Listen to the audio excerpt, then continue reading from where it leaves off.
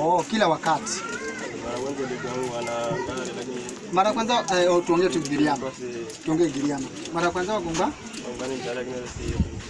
Ukapona. Uliamka hapa au ukaamka hospitali? Uliamka hapa. Mara nyingine ukagonga wewe. Na hii ukagonga mtu. Ukaua. Ukuua. Mara nyingine ukagongwa wewe.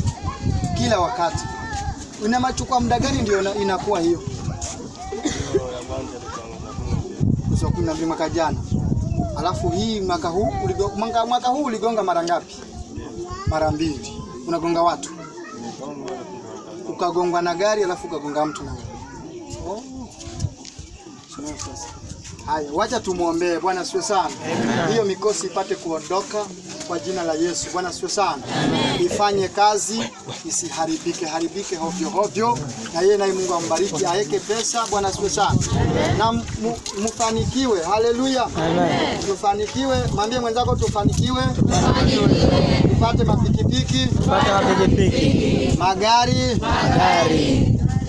Hata ndege. Haleluya. Bwana asifiwe sana. Unajua ukisema hata inamaanisha kujiamini. Sema na ndege.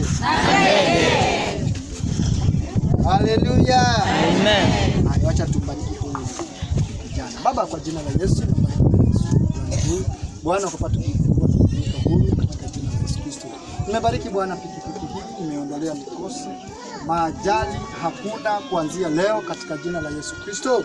Mwanaume huyu Bwana afunguliwe, awe mzima, mikosi ziondoke, afanye kazi, abarikiwe, roho ya kuiba pesa zake ishindwe. Na baba pikipiki Bwana nimeibariki kwa jina la Yesu Kristo. Magonjwa kila mara yaondoke katika jina la Yesu Kristo. Abarikiwe na afanye kazi, afanikiwe. In Jesus mighty name I pray.